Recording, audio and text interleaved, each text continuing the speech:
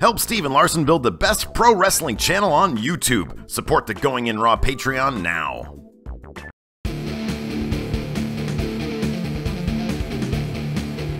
Hey friendo, Steve here. And Larson. Welcome back to Going In Raw. It's the only wrestling podcast you need to be listening to or watching. It's available on the iTunes, on the Stitcher, and of course here at YouTube's at youtube.com/Steven Larson. Larson, we got a packed episode today. Of course, we want to give you guys a plug and a sincere thank you in regards to our Patreon. Patreon.com/Steven Larson. We're trying to make Going In Raw more but better. We're trying to build a channel for it. But all the support you guys can give is appreciated monetarily, spiritually, what have you. Granted, spiritually ain't gonna do much for us, but you know, we're happy with anything. And thank you to all those who happier to those of you who give the money. And thank you to all those who have shown their support thus far. Don't act surprised that I'm cutting you off. I do that all the time. Yeah, huge thanks to all you guys who are giving in from your wallets to our wallets for Going In Raw, because it's going to a good cause, I guess.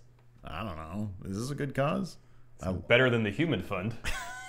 Well, the Human Fund isn't actually a cause. No, it's not. That's fictional. That's from Seinfeld. It's from a TV show. We're real world here. Anyways, so we had a Raw happen that it's just such a weird road to WrestleMania. Was last year's road to WrestleMania as weird? I feel like it wasn't. I feel like it was much more straightforward. It was. Because they weren't main eventing a guy in the Raws leading up to WrestleMania that wasn't the main event of WrestleMania. Okay, who did Undertaker fight last year? Bray Wyatt. It was Bray Wyatt. That was a kind of a weird build-up because it was just Bray and a bunch of Undertaker props. Yeah. We're going to talk about the Wyatt family too. But first, we're going to give you our Raw recap. So here we go.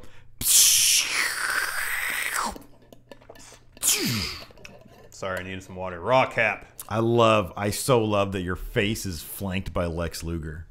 To those of you watching this and not listening to it, like, look at your frame. Look at your frame down here, because we have the can't look. Yeah. You are surrounded by Lex Luger. Over one shoulder, I have his front area. Yeah. And over the other shoulder, I have his rear area. All right, so Steph came out. She came down in the ring, delivered a typical heel promo. Talk shit about a lot of people. Roman Reigns entered from the entrance ramp. Larson, did it sound like he was being booed and they were doing something janky with the audio? Maybe. It kind of sounded like that. It sounded like they were trying to drown out the boos with something. Maybe it was just because they were in Philly. That's a marked town. Yeah, it is. It felt like something, because I was trying to listen and it's like you can hear whispers of a boo, but not like really crowded out by cheers. I don't know what was happening with the audio. It was really weird. Was there music playing? No. I mean, eventually, no. They stopped it.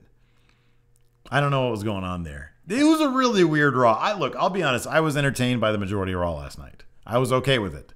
But let's start from the beginning. Roman comes out. Why is he talking? It was a really fast segment.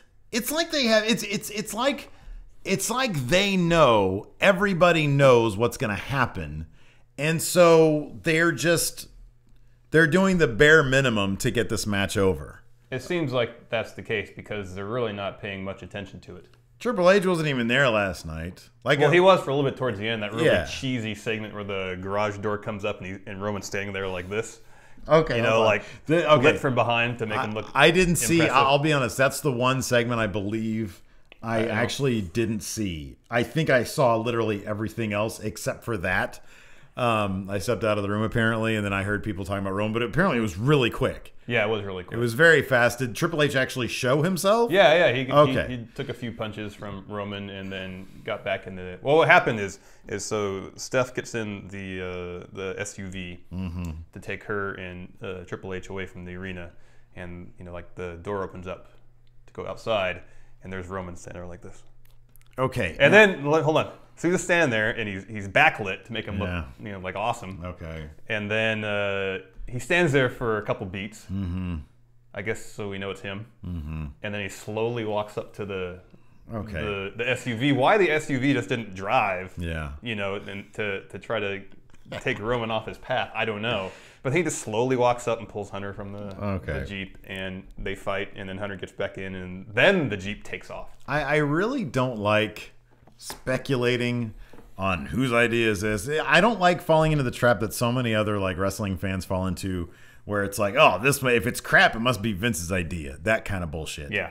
This sounds like something he traditionally would probably conceive of. It sounds like something that would have worked in the Attitude Era if the roles were cast differently. Like instead of Roman, if that were Stone Cold, it'd have been cool because it's Stone Cold, and he wouldn't have just sauntered up to the. Yeah. He would have ran. Yeah. And start, Right, exactly. beating up Triple H through the window or something like that, before pulling him out. This whole main event. There was no energy to that segment, regardless of how quick it was. And same with his Roman's promo at the beginning.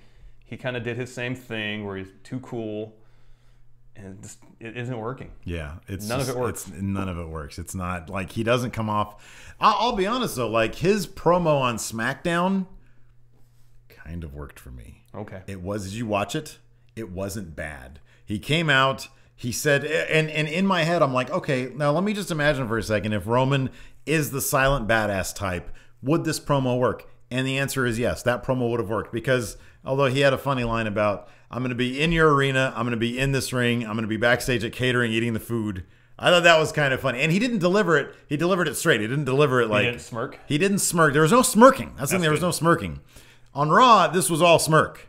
Like his little diatribe against Stephanie was all smirk. He shushed her. He like took the mic from her. Yeah. There was a weird vibe to it. And then he said he's going to be the authority. He's going to be the authority. Is he telegraphing his own heel turn then? Would that surprise you at this point? Would that surprise you at this point if you did that? No. Don't come WrestleMania, I'm going to be a bad guy. I know, I'm going to be the bad guy. So anyways, that was crap. But luckily for us, it was really quick. Because then they got to what I thought, crap finish aside, was a really, really, really good match between Kevin Owens and AJ Styles. And this is why I thought Raw was okay last night. Because it was heavy on Kevin Owens and it was heavy on Dean Ambrose. Yeah. Intentions aside and Road to WrestleMania aside and what the main event should be and what it really is, blah, blah, blah. All that stuff aside, the show itself I thought was okay. Because it featured my two favorite guys, Kevin Owens and Dean Ambrose. It's obvious. It's obvious watching this show. Dean Ambrose is the top babyface, and they are pushing him as the top babyface, regardless of what's going to happen in the main event. Now, that being said, I have a theory right now, and I want to run it by you. Let's hear it. The Wyatts aren't doing shit at WrestleMania. They don't have anything booked for WrestleMania. Because Bray Wyatt hurt his back, I think. Okay, that may be. He was in a tag match over the weekend at a house show, apparently, where he saw limited action. But he did see some action.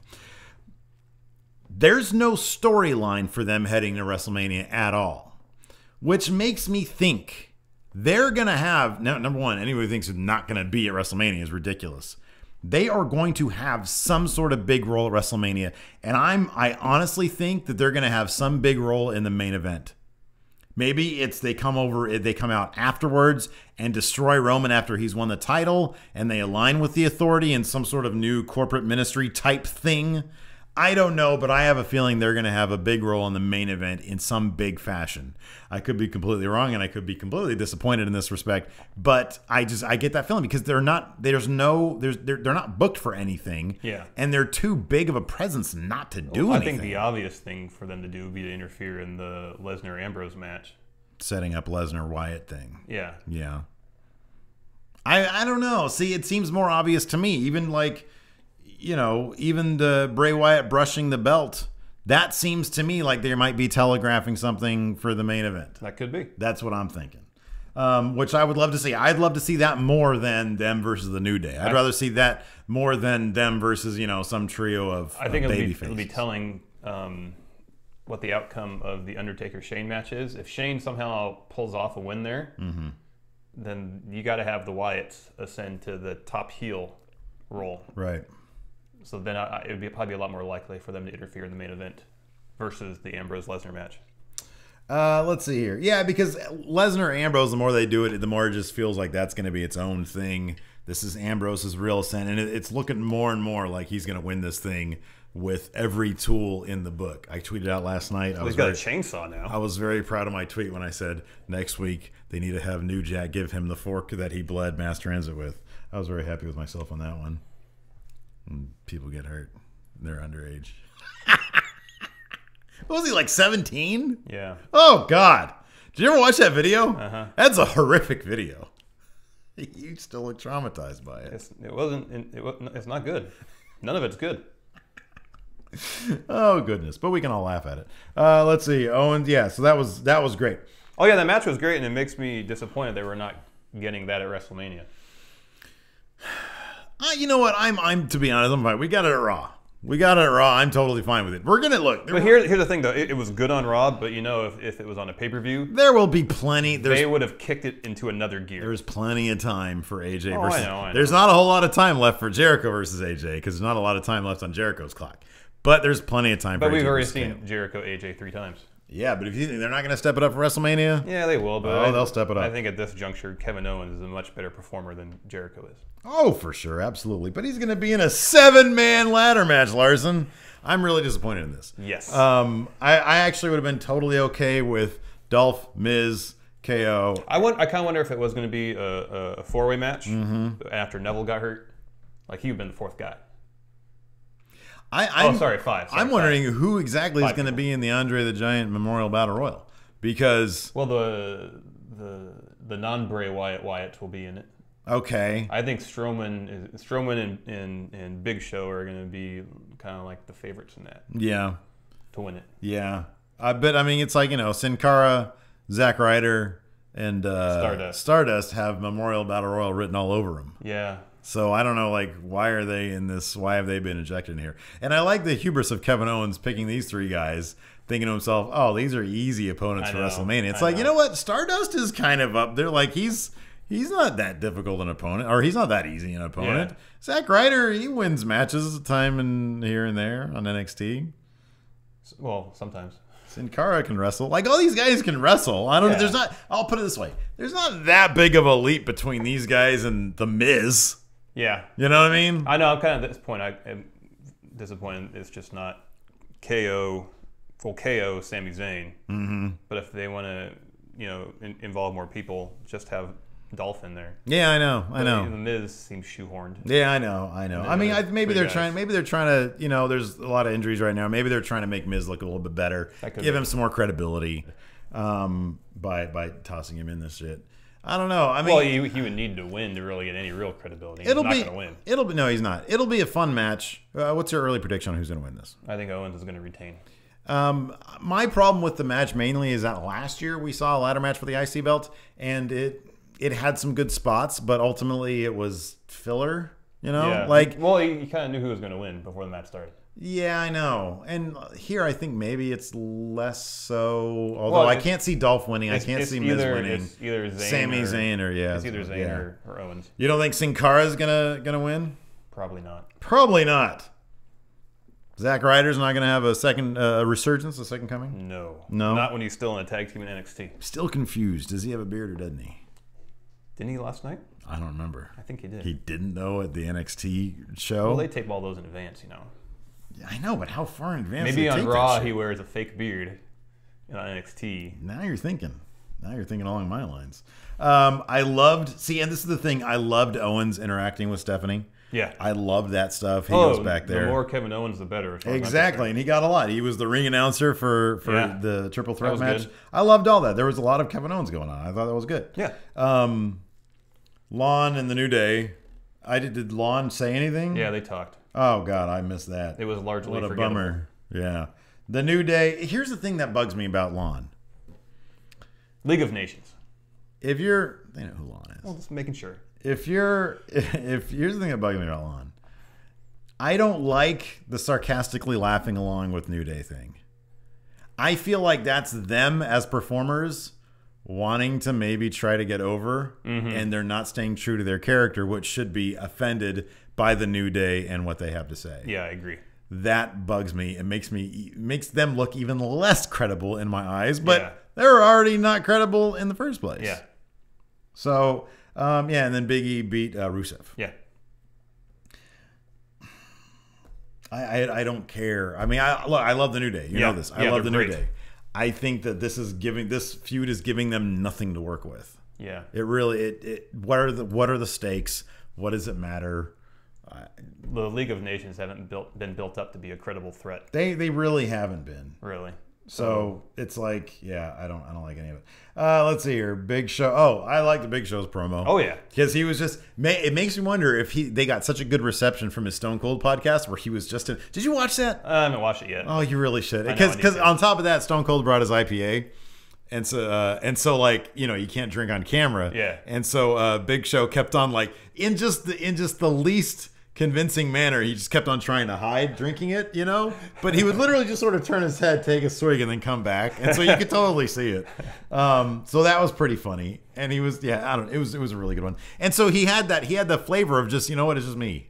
It's just me on the Big Show. You know, it's just there's no more good guy, no more bad guy, it's just me. And then Social Outcast came out, ran their mouths, attacked the Big Show. I noticed on Twitter that you liked Bo's dance. I thought that because it was so out of nowhere. Mm-hmm. What was it, like a nervous dance in front of Kane, and then tried to shake his hand, and he's I'm Bo Dallas. I thought that was fucking great. That was hilarious. Bo is great. Bo is great. Kane chokeslammed them all, I think, or ran them off. Big Show gave him a hug and said, I love Kane, he's great, or something like that. And then Kane, of course, chokeslammed him to hell. Well, not to hell because he didn't go into the ring. Right. Well, good moonshine right there. So let's see here.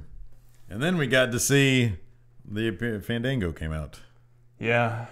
Took on Jericho. Even with interference, the interference of AJ chanting Jericho's name, even then, poor Fandango couldn't get the win. Couldn't do it. Couldn't get the job done. I used to be a big Fandango mark. That's not true at all. You were a Fandango mark. Go back to the Trio Woe days. You thought the sky was the limit for him. That's not exactly true. That is very true. You love that guy. Anyways. It's not true at all. That is totally true. Go back to the tapes. I might have said something nice about him. Every week you were loving Fandango. You're like, I love Fandango. He's great. I think he's been the next world champion. I was like, you're an idiot. Fast forward 2016. Guarantee you I never said he was world champion material. Maybe not. Anyways, I don't know if it was during this part or during the previous thing with AJ and with the Kevin Owens match, but Jericho grabbed the cameraman and put him in front of him. And the camera guy was smiling. The camera guy was smiling. Stefan Fenris made a GIF of that at my request. I'm very grateful to him for doing that. And I can watch over because he's so amused at being part of the show. There's no like danger or threat there whatsoever. And I wonder if that's something that Jericho did on the spot. Probably. And that's why the cameraman was so giddy about it. This is the Jericho I love. This is WCW vintage Jericho, and I love it. And everybody out there is poo-pooing this WrestleMania match. Look, I totally understand. I'd prefer KO versus AJ. I think it'll be good. But other people, I know you're not. Other people are. This is gonna give these two guys such a chance to shine. I'm fine with the match. Let's see here. Kevin Owens comes out, does the triple threat match. That ends in a dusty finish. Yeah. And I tweeted this out, and I love you guys because I said, all right, everybody, listen up. Nobody wins. We got a triple threat match coming up. Stay with me. Nobody wins. And sure enough, nobody won. Because Kevin Owens interfered after the three disgruntled, deserving contenders for the IC belt came out. And then Owens aired their grievances with him. And then Owens got beat up a little bit by everybody. Owens comes back to Stephanie, says, I just got beat up by 6 maniacs. None of them really should be worthy of my IC belt. And she says, all of them are worthy of a shot. WrestleMania, official, 7-man ladder match. And you, Kevin Owens, were talking about climbing the ladder of success. Thus, a ladder match. The ladder match. I like that. Tie it all in together. It's good. This is a good, strong program leading into WrestleMania. Well, it's a program. I think this is being done. It's been entertaining. It's introduced Sami Zayn or reintroduced or whatever you want to. It's brought Sami Zayn up in a strong way that makes sense. He just kind of gets lost in the shuffle of all these guys, though. I think I don't know. I think to really hammer home their story, Zayn and Owens, they needed at some point in the very near future take this feud just to a one-on-one thing. There's plenty of time for that. There's lots of time. These are not the youngest of guys, but they're relatively young guys. They've got a lot. They've got a lot of future. I just thought the crowd would be hotter if they built up the one-on-one story between those two guys come WrestleMania. See, but I don't think I look. I agree with you. I'm fine with that. I'm just saying I don't think this is all that bad. Dolph needs to do something. Oh yeah, Miz I don't really care about, but I don't know. I'm fine with Miz, and they're all entertaining guys. They're all entertaining personalities. I know. I would love to see though. I'm going to talk about this later. I think one of our questions has to do with this, but I would love to see. We're gonna put together our own Authority faction because the Authority needs a faction. Yes. Let's see here. Stephanie, Triple H. You already talked about that. About that and how bad it was. I missed that, but I kind of want to watch it now. Yeah, just watch to see it. how bad it is. Natty versus Charlotte. I am bummed out that Natalya is not up here. I know. I understand they're doing the Divas Revolution thing. They're talking about the 4 horsewomen, or 3 of them, anyways. Natalya needs to have a spot in WrestleMania. She's such a good wrestler. Yeah, she is. She is such a freaking good wrestler. I wonder if her fairly, how do I say this, sort of down-to-earth personality in terms of like how she presents herself might be a hindrance. She's not like, I mean, she's a heart. Yeah. But she's not like a character necessarily. Yeah. I think that her sort of lack of character can be a character, but I wonder if just the strong personalities that were being presented work against her in that regard. Yeah, it could. Maybe we can see some sort of amplification of her character after WrestleMania. Maybe that can get her up in the. Well, I think she needs if she had a story, that would go a long way. Yeah, but she doesn't really have a story right now, other than she's just in a series of matches against Charlotte. Right. But the one at Roadblock, their match was really good. Really good? This was a really good match. Yeah. I was actually impressed during this match. Sasha Banks and Becky Lynch, who were both on commentary, sparring.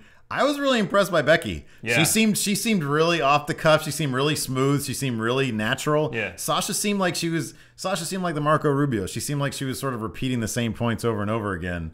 Or she was just repeating sound bites. Yeah. Becky was pretty natural. I was actually kind of surprised because I hadn't really seen that from her before. But I was impressed. Now it's been another week. What's your early read on this match? Who do you think is going to win? I'm still saying Sasha's going to win it. Okay. All right. I mean, there's still 2 weeks, 13 days.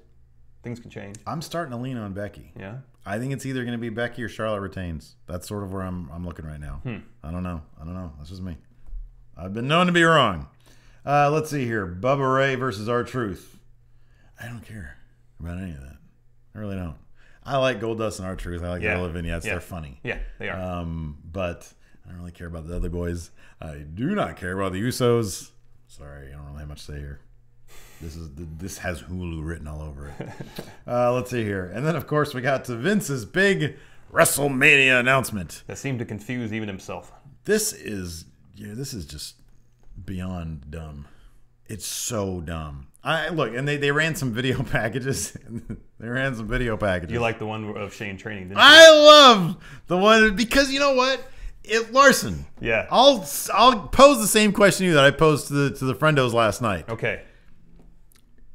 Right now, if Shane, seeing the footage you've seen, Shane steps into a cage, into an MMA ring, arena, whatever it is, with CM Punk, who wins that match? Wow. Exactly. At the very least, it's a toss. It's like, oh, hold on. Not so fast, Punk. Not so fast. Because Shane looks like he's in good shape. Say what you will. Shane looks like he's in great shape. Say what and you he's will. always been really athletic and really quick. Say what you will about these videos, like them being staged or whatever. He looks pretty badass in these videos. Yeah, he does. I mean, whenever he's doing the jiu-jitsu and putting people in submission moves, it's like that. He's super quick. We've seen far more Shane McMahon training and fighting than we have of CM Punk. That's true. That's embarrassing. That's embarrassing. Because this ain't real. This is wrestling. So what do you think about Vince's announcement other than it's dumb? Oh, man. You can't... Even Vince seemed embarrassed by it. I know. They're trying to... Actually, the Undertaker is my bitch. They're trying to actually, add some stakes to the match beyond, I guess, like just the obvious. The control of the company isn't enough. Yeah. I guess for Undertaker, some stakes. Yeah. But Say He'll he never loses, wrestle at WrestleMania say he again. loses once Vince is, and if Shane wins, he can just say, "Okay, Undertaker, you can wrestle next year WrestleMania." Done. Yeah. So it's a meaningless thing. It's 100% meaningless. Like I feel like it was just okay. Well, we need a segment for me this week. What do you guys got?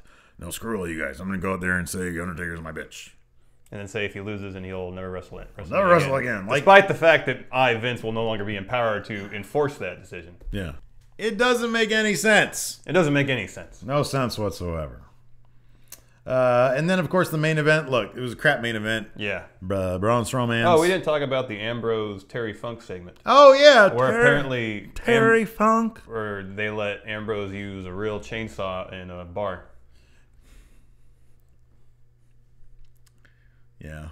I mean, it was a table that they probably brought in and said, hey. No, I know, but still, You're my son. Can't do a Terry Funk. That wasn't bad. Dean Ambrose.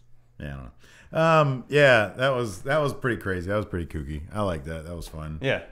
Terry Funk. Everybody loves Terry Funk. They're in Philly. But yeah, the main event was again, like I said, heavy on Ambrose this week. Yes. I loved it. SmackDown was heavy on Ambrose. He is their freaking babyface guy right now. I would love to know. This is why I would love, we've talked about this before. They're opening up the doors of creative. Slowly but surely. We have shows like Breaking Ground, which is fantastic. WWE 24, which is great. We get to they're openly acknowledging more often, hey, these are actors. What they say is indicative. What happens backstage. But I understand the nature of politics in terms of creative endeavors like this. I mean, it's not like film necessarily. It's not like TV necessarily, where you have a showrunner and you have like vision. I mean, I'm sure every situation is different, but wrestling is more so because you've got writers, you've got wrestlers who have varying degrees of power. You have Vince, you have Stephanie, you have Triple H. Yeah. And I understand that a lot of this can be, especially when you have shareholders. Yeah. If there's any hint of, well, nobody's really in charge, or there's a power struggle in terms of creative, that can literally have real world financial consequences to the company. Yeah. But I would love at some point for there to be a retroactive, because you always hear stories, but I would love for there to be some sort of like official record of what happened and how this process took place. Yeah. The same way we get with like a screenplay or director's commentary with movies and stuff like that. Or behind the scenes documentary on the production of a film or something like that. Exactly. Yeah. It would be absolutely fascinating to know what's going on here, because this will go to Roadblock, Ambrose and Triple H. Triple H made Ambrose look like $1 million. I don't know who's in charge necessarily in terms of like who's overseeing day-to-day creative stuff like that. I mean, from everything we're being told, Vince is the man. Vince has final say on everything. Vince has final say on everything. But it makes you wonder sometimes if Vince is saying, hey, Ambrose, Lesnar, Stephanie, just go ahead and take care of that. Or Stephanie, Triple H, write that. Formulate a plan, bring it to me when you have something, and I'll sign off on it. Yeah, exactly. Yeah. And if that's the case, like, if I'm standing on the outside looking in, from what I know in the past, this just appears to be Triple H and Stephanie. Ambrose is their guy. They're pushing him to the moon. Reigns is Vince's guy, and they're just sort of going through the motions with him. Could be. I don't know. That's the way it feels. Yeah. You know what I mean? And where there's smoke, sometimes there's fire. Yeah, it definitely feels like with Reigns, they're just saying, okay, we've invested this much into him. We backpedaled last year. We can't do that again without potentially destroying this guy's career for the immediate future. So let's see it through. Just see what happens. And as I've been saying for a while, we got Dean Ambrose over here, who's our backup plan. Yeah. That if the Roman thing doesn't work out, we can put the belt on Ambrose. We know he's over. It's such a weird situation to have somebody who's so over and them not running with him. Just because they have a guy, like you said, they're stuck right now with Roman because, like you said, it could potentially destroy his career in the immediate. I mean, it would take to reassemble him. It would take a lot. He needs the belt. He needs a run. And then, but the writing is so on the wall with this. I know. How do you get out? I mean, obviously the simple answer is just book him better. Yeah. But I don't know. I mean, it's absolutely fascinating, this sort of dilemma they have right now. They have somebody who's so hot in Dean Ambrose. But I think, I compared Dean Ambrose to Stone Cold in 97, 98, where they could have put the belt on Stone Cold in 97, that WrestleMania, because he was over huge. The longer, But they let it wait another year. He got more and more over until he was this freight train of popularity running through wrestling. Yeah. And then they put it on him in 98. Then they just took off from there. Yeah. So maybe they're taking that tack with Ambrose. But what's interesting is that back then there wasn't that guy sort of in the way. If you think about it, like who was in the main? It was Bret Hart. You had Shawn Michaels, You had Undertaker and Sid. You had all those guys who had none of them they were really trying to push, or they saw a huge future in. The writing was on the wall with Bret. Well, it was just the prior year where Shawn Michaels is in kind of the similar position that Reigns is now, where he was being pushed to the top of the card as a babyface. Yeah. And the crowd, after he won the belt at WrestleMania in that match against Bret, kind of, turned on a little bit. Yeah.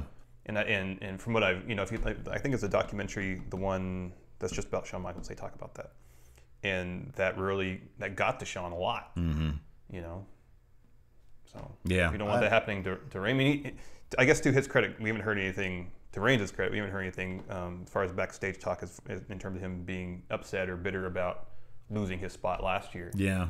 So which is, he's a pro. That's good. Yeah. So, but if it happens again, you don't know how it's going to affect him, though. He strikes me as the kind of guy, and no idea because I don't know him, but I've heard a couple different accounts of people saying he's a really nice guy.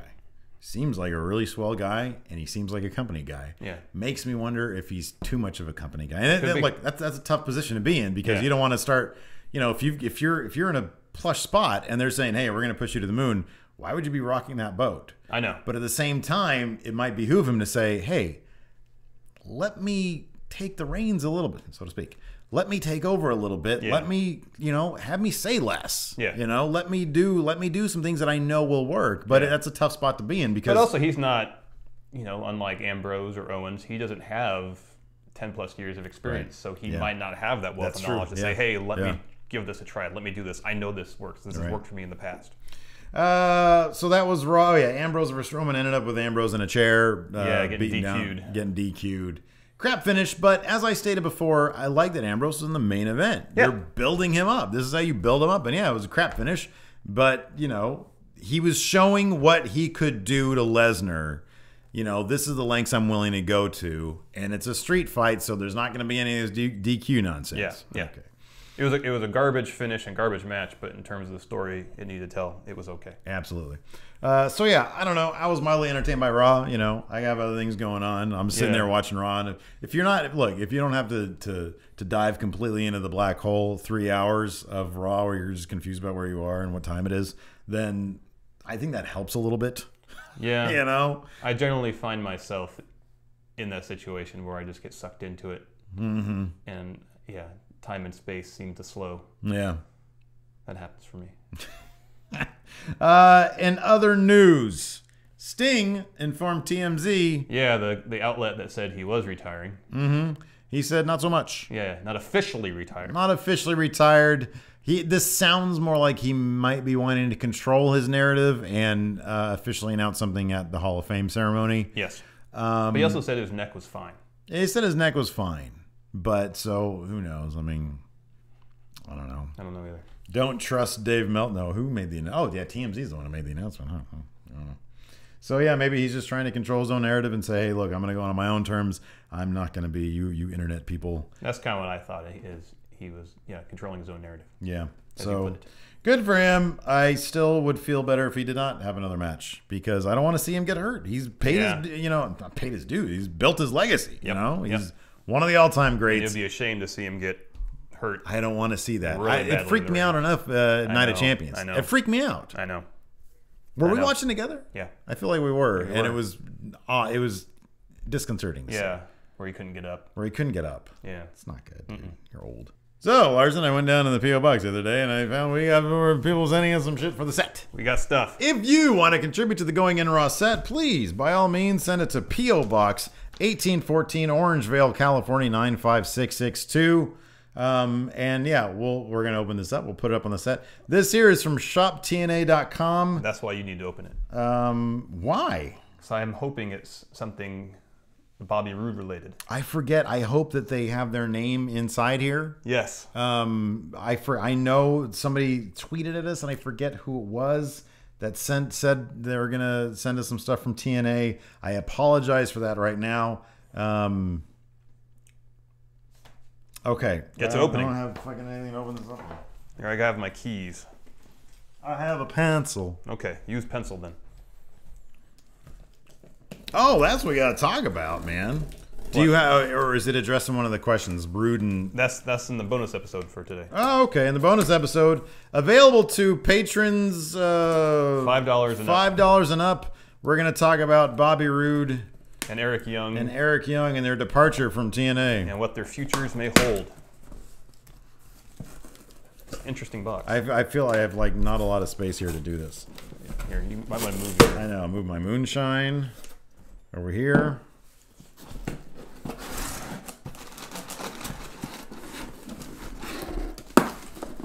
We're definitely going to need a bigger wall behind us. What is this? Let's make the wall bigger. Yeah. Yeah. A cup. Oh, no. It's a collector's cup with Jeff Hardy on it. And it's kind of sticky. Oh, no. More Jeff Hardy. Oh, this is his alter ego, Willow, I think. Maybe it's just Jeff. I swear this is Willow. This is maybe. I think it is. There you go. Oh, that's horrible. I hope that was on sale for like $2. This one is from Eddie Salgado. Hey, Eddie Salgado. The sticky cup. That's interesting. You can buy a collector's cup. You can buy the collector's cup, yeah. Oh, it's a poster. Ooh, I like posters. So maybe this isn't from Eddie. It might be from Eddie Salgado. It might not be from Eddie Salgado. Oh, it's TNA stuff. Oh, not you mean NXT stuff? Yes, I meant. Sorry. Oh, look, is that actually a sign? It might be. Is that actually signed by Finn Balor? That's great. That's fantastic. Here's another autograph here. Whose autograph is that? That looks like a Sami Zayn, but I don't know. Yeah, that could be. You think so? Look at that. That's fantastic. Emma. Oh, look at that. It's actually signed by Emma. That's great. I don't know who this is. Here's a letter from Eddie. Okay. Hello, here are some autograph stuff I had around my desk. Got these signed at Aftershock. Oh, in Sacramento. Oh, cool. Cool. We got Finn Balor. Okay. Samoa Joe. That's the Sami Zayn one. Oh, okay. Oh, yeah, Samoa Joe. There we go. Emma and a signed photo of my YouTube host. Ha. So oh, okay. All right, cool. Then there is also a dollar bill in there for some reason. Really? Let's see. Oh, yeah, there it is. Nice. Anywho, hope you friendos like these photos, and if I find more stuff, I'll send them to you guys. Thanks, Eddie. Thank you very much, Eddie. We got to check out, what is that? Alto voltaje. I mean, that's probably voltage in Spanish. Yeah. Alto. What does alto mean? I forgot alto means. Anyways, high probably. Huh? High voltage. Yeah. Well, that's cool. I'm gonna check. Awesome. I'm gonna check it out. We got a signed Gabby poster, 8x10, and then signed Finn Balor, Samoa Joe, and Emma. That's fantastic. Thank you very much. It's really awesome. We have to find some room to put all this stuff up there. And then don't forget the dollar bill. And don't forget, we're gonna put the dollar bill up there too. Be like a business that puts their first dollar up there. So yeah, like I said, P.O. Box 1814, Orangevale, California 95662, and we'll put your crap up here with everybody else, and maybe we'll have to find some more Lex Luger stuff to flank, like maybe the top of your head will be flanked by Lex Luger. Is my half the Lex Luger wall? I'm pretty sure it is. It's quickly becoming that. It is. My half will be the Gabby wall. All right, you ready for some questions? I'm ready for some questions. Larson, hit me with some questions. Paul Fazio. How would you feel if Triple H held the belt till SummerSlam and lost to Rollins? I'd feel good about that, but it's not going to happen. That's not going to happen. I feel great about that. If nothing, if Rollins doesn't come back till SummerSlam, at this juncture, if Reigns doesn't have the belt that whole time, I don't foresee how Ambrose doesn't have it. 2 scoops. How can creative handle... This is a long question. Two scoops. Yeah. How can creative handle storylines long-term when we have seen how they have botched 2 major stories leading up to WrestleMania, the Shane O'Mac Undertaker and the Reigns Triple H stories? It seems like front-loading the roster with more talent has only made things more confusing. What should creative do at this point to restore confidence? Well, let's take a look at the stories leading into Mania that we think are working. Okay. I personally think Kevin Owens is working. It's okay. I think it's fine. I think it has, look, it has direction. It has competence. It's got logic. He's staying within character. Yeah. The other guys have legitimate claims to the belt. It might not be as intricate and, you know, it might not be the Sami Zayn, Kevin Owens that we want, but it's a solid story that's heading into Mania. And I'm legitimately curious to see who they put the belt on. AJ Jericho it's been a well-done story. I think it's been a very well done story, yeah. Ambrose Lesnar, I think, has been just fine. I mean, that's what we're seeing is Ambrose. His story is being told. He's got the next level boss, and he's one of the biggest ones. Yeah, if not the biggest one. It's just not the championship title. Yeah. So I think that's being told really well. Yeah. I just think that honestly, it's the main storyline. I think putting all this on Roman Reigns. It's weird to me that they keep on doing this. They're just putting this heavy burden on Roman Reigns, and it's obvious that he can't carry it. Yeah. And Triple H needs to be around and needs to be facilitating the character in a way. I mean, if what they want to do is get him over as a babyface, yeah, I'm not sure crotch chopping is the way to do it. It's not.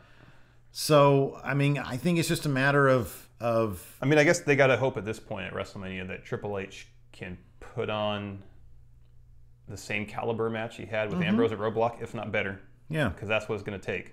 Just for the immediate outcome at WrestleMania, for the place not to go crazy with boos when Reigns wins.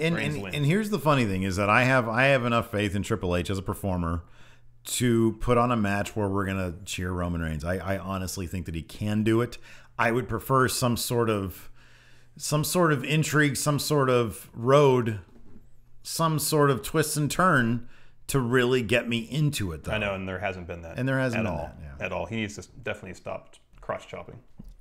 Yeah, exactly. David Fishkin, what 2 matches are you most excited for at WrestleMania? David Fishkin. And NXT TakeOver Dallas. I am hugely anticipating Sami Zayn versus Shinsuke Nakamura. Yes. I think that's going to be great. Yes. And then I think the tag match. American Alpha versus the Revival. Yes. That'll be really good. I'm really looking forward to Asuka versus Bayley. Yeah. That's probably maybe even top of my list right there. WrestleMania, Lesnar, Ambrose. And then I think... I'd say Lesnar, Ambrose, and the Divas 3-Way. Yeah. I think those ones are... Oh, that's been a story that's been handled that's really well. That's been really well, yeah. Yeah. E. Hobson 617. If they bring back the women's title, do you think they should make the Divas title like the IC belt to keep the Divas strong? That's not a terrible idea, given that there's so much good talent in NXT. But I'm not sure that there's enough talent to justify a second belt. Yeah. I mean, they have so much invested in the Total Divas franchise that they can't, as long as that show is going, discard the Divas title. Right, yeah. Probably. Yeah. So, Fetty Meister. If by some miracle every wrestler that is currently out with injury came back, how would you rebook WrestleMania? Main event, Shield triple threat match for the belt. Yeah, that's something that we've always been looking forward to. Cena versus Undertaker. Triple H versus The Rock. See, I feel like I've seen that a lot. We have seen that a lot. That'd be fun, though. Those guys can put on a fun show. Yeah. Be a good nostalgia. I mean, make that your Sting versus Triple H. Yeah. You know, bring out a bunch of old timers. Who knows? I think, yeah, those are the 2 major ones that were probably affected by injury. Throw Cesaro in the IC belt. Take out the Miz, put in Cesaro there. Yeah. Otherwise, yeah. 42 Tesla. Are you guys worried that all of these stars coming out from NXT will gut the roster? Also, do you think an influx of NXT stars in the main roster will unfairly relegate great talents into the mid-card like Neville and Tyler Breeze? Number one, I wouldn't classify Tyler Breeze as a great talent. I mean, I don't think that at all. I think you have a 3-hour Raw. I think if you're smart, you need all the talent you can put on the show. If you're smart, you can have lots more talent. Talent seems to be more injury prone these days. Maybe you can even start thinking of the idea of off seasons. Yeah. Rotating off seasons. Yeah. No, I absolutely don't think that. I think that the more talent's the better. But how do you feel about the lack of talent that might harm NXT should these guys get bumped up to main? I mean, we saw a pretty big. Let's assume that by the end of this year, Samoa Joe, Finn Balor, Bayley, Asuka, and American Alpha. Oh no, American Alpha. You think they're going to be down in NXT? They're going to be in NXT for a while. Just those four then. And I also think that, I mean, if we're playing hypotheticals, that's fine. I just don't think Samoa Joe's going to go up main. I think that he's an NXT guy. I think he's there to be NXT. And I think he might have a couple. I think he might have a WrestleMania moment next year. But I don't think he's around to be called up to the main roster. I just don't think he's filling that role. No, we've talked about that before. But I think he's got to, at some point he has to say to himself, I want my chance to see what I can do on the main roster. Yeah, maybe. But I don't know. Look, they've done an incredible job. Look, the Young Bucks are eventually going to be in NXT. Kenny Omega's eventually going to be in NXT. I think there's plenty of people out there who are eventually going to be in NXT. I think there's lots of talent out there that they can fill back up. They're going to go through phases like the women's division is sort of going through right now, or has been going through, where they're going to be rebuilding. Yeah. But as long as they have somebody strong to anchor each division, then I think they'll be fine. Yeah. Draven G, what are your predictions for the post-Mania Raw? Any big swerves, title changes, debuts, or returns? Post-Raw, I could see Bayley. I think we both are thinking Bayley's going to be coming out post-Raw. Especially if Sasha wins at WrestleMania. And I'm also going to predict that the Balor Club is going to be joining main roster come after WrestleMania, the Raw after WrestleMania. I'll say this. If Roman somehow does not win the belt at WrestleMania, if Triple H retains, the next night, Ambrose gets it at Raw. Really? All right. I was trying to upgrade my shit. Infrared Ruby 421. List your top 5 WrestleMania moments. His favorite is a tie between the Benoit Guerrero hug at WrestleMania 20 and the HBK Flair ending at 24. I'll say the Benoit Guerrero hug. That's a really good one. That's one. For me, honestly, my first big WrestleMania moment experience was Stone Cold winning the title off Shawn Michaels. I love that finish. I loved Mike Tyson. I know it wasn't a great match between the two of them because Michaels was super hurt, but I loved that moment. The beginning of the Stone Cold era was fantastic. The end of the Bret Hart Stone Cold match where Stone Cold is a great one, bleeding profusely. Yeah, that was great. Shawn Michaels versus Bret Hart, the Iron Man match was fantastic. Razor Ramon versus HBK ladder match was fantastic. I'm trying to think of Daniel Bryan winning the belt at 30. Yeah, great moment. Anything last year that we witnessed in person? Dude, I mean, honestly. NWO finally fighting DX. That moment and Seth Rollins' music kicking in were huge mark-out moments for us. You can check out our Instagram feed, I think, the Steven Larson one, I think, if you go back a year and look at, there's me, you, and Hilton all just marking out big time. Vish Mamb. Related to your analysis of Ambrose versus Lesnar, do you think the only reason that Ambrose is believable as a winner at all is because of the rub Ambrose has been getting for the past little while? If so, that may also be hinting towards the final results the writers want. No, the rub is what gets you credibility. You know, that's what we always saw about the Wyatts jobbing to people and losing credibility. Yeah, they have no credibility. Ambrose wins. They make him look good. He puts on great matches. So no, I think that's they give him time on the mic and they develop stories for him. Yeah, absolutely. Last question. Craig Harvey. Hi guys, I know what I am asking is not about WWE, but what do you think about Drew Galloway becoming TNA World Champion and saying he will...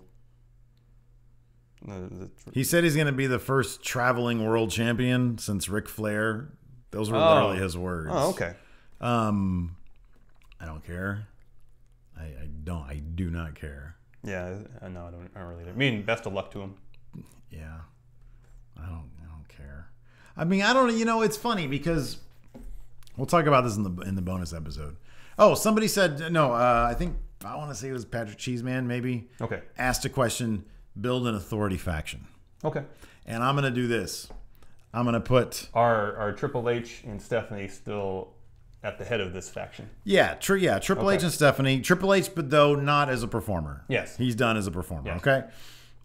They're putting together a group to dominate. So I assume the League of Nations are not contenders. And it's not the fucking League of Nations. No.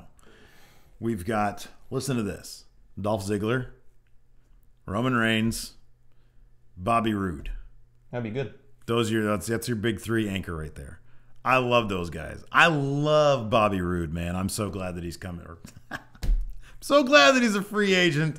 And who knows, he might show up. I like the idea that he could be in WWE. I think he's a guy who can come to the main roster. Yeah. And I love to see him. Isn't Triple H I think fan? he's a big fan. Yeah. I think he's a big fan of his. So that's my authority faction right there. And then you can pepper them with ancillary guys like they used to back in the day when everybody needed. I'm going to say it's the Balor Club. Okay, that's the authority faction. Oh, okay, all right. Do you think that, do you see that as a possibility? Come Raw after WrestleMania, Balor Club debuts as the authorities faction. Yeah, potentially. Maybe. Yeah, maybe. Could be. I want to see a return back to strong factions like that. Yeah, that's a good way to deal with top talent. They've been WWE has been seems like been investing a lot of time in trying to create factions. Yeah, which is good. So. All right, Steve, what time is it? It's time for Kayfabe Corner, Larson. What is Kayfabe Corner? The greatest wrestling trivia challenge in the history of man. 6 names. No. It's fake. 6 names real. Yeah. Don't cut me off. Sometimes it's 7 and 5 because we can't get our shit together. This time it's 6 and 6. Oh, Lord, I double-checked. We'll figure that out. Maybe not. I assume you saw the poll on Patreon. I did, yeah. And regarding Kayfabe Corner. We're new to this whole polling thing on Patreon, so we can figure things out. I'm so happy we got a much bigger turnout. You guys can vote on the theme for Kayfabe Corner by supporting us to the tune of $10 or more every month, and then you can put your vote in for what theme you'd like us to use. We'll give you 2 options every week. Did you see the 2 options this week? Yes, I did. What were they? It was Shane O'Mac and The Undertaker. Yeah, I've decided you do a better Undertaker than I do. The Undertaker. I was gonna bring a stack of Uno cards. Steve? Yeah. I got these. 12 names. 6 real. Wait, who won the poll? Shane did. Oh, that's what I thought, because I saw a lot of Shanes. I was like, oh crap, I shouldn't have seen I have Uno at home. We'll bring it next week. Bring it, yeah, and then like in our after show, we can play Uno. Yeah, we'll play Uno and People can watch us play Uno and answer questions. That's a great idea. That's what you can witness for $5 a month. Yeah. Support us to the tune of $5 a month. You can watch us in the after show play Uno against each other. All right, you ready? Oh, God, no, but go ahead. I don't really feel that good about this list. I don't feel very good this week. Number 1. Okay. Bigfoot. Real. Yeah. Yeah. Number 2. Hardcore Wonder. Hardcore Wonder. How is Wonder spelled? Not like it is in that thing you do. Okay, I'm going to say fake. Real. Okay. Number 3. Okay. Brandon Stevens. Brandon Stevens. That sounds like a real name. I'm going to say fake. Mm-hmm. Okay. Number 4. Roderick Kane. Real. Fake. Okay. 5. Baldo.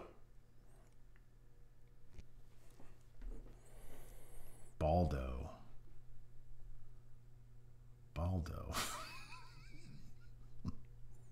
Fake. Real. Damn it. Number 6. Okay. Daryl Dynamo. Daryl Dynamo.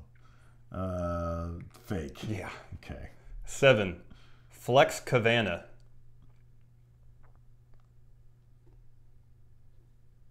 No, it's fake. It's real. Really? Yeah, apparently that was The Rock's name at one point. Oh, shit, that's right. Damn it. I hate that. 8. Okay. Shooter Burns. Shooter Burns, fake. Yeah. Okay. 9. Okay.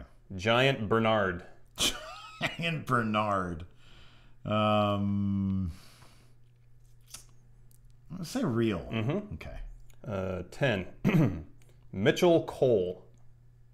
Mitchell Cole is fake. Yeah. Okay. 11. Okay. Sonny Charles. I'll say real. Nope. No? Okay. 12. Last one. TJ Thunder. TJ, that's real. Yeah. Okay. Do you want to know who the real ones are? Yeah, go ahead. Bigfoot and TJ Thunder are Test. Hardcore Wonder was Hornswoggle. Okay. All right. Okay. Baldo and Giant Bernard are Albert or Matt Bloom. Oh, okay. And Flex Cavana is The Rock. So how many did you get? 7? I got 7 so far. See, I didn't feel good about this one. All right. All right, 2 questions. And one was pretty easy. Okay. Who did Shane defeat to become the European champion? X-Pac. Say it correctly. X-Pac! No. X-Pac! Oh, yeah. X-Pac! Oh, you didn't. X-Pac! Pac didn't know. Yeah. 8? Yeah, 8. What 2002 film did Shane have a cameo in? What 2001 film? 2002 film. 2002 film. Did Shane have a cameo in? Did Shane have a cameo in? What 2002 film? Okay, can I just ask, was it a wrestling related film? No. Okay, all right. Okay. 2002. 2002, correct. Shane have a cameo in. And I watched it this morning, and he's in it very briefly. Okay. But it's most definitely Shane McMahon. That's weird. I didn't watch the movie this morning. Okay, yeah. Okay. I'm going to say 2002. I'm going to say... No, that wasn't it. I'm just trying to think of any movie from 2002, to be honest with you. The first Transformers movie. Rollerball. Oh, okay. Damn it. Yeah, Paul Heyman was in that. I should have known. JR was in that too, I think. Weren't they both the commentators? I know Paul Heyman was in it. Oh, okay. Oh, yeah. I think JR might have been one of the commentators too. Yeah. Okay. All right. Well, I did 8. That's good. That's huge for me. Your best score so far this year, I believe. I'm pretty sure it is 8. All right. Well, that had to make up some ground. I have to come strong next week because I think I'm down by like 4, aren't I? You were down 4, yeah, but now, yeah.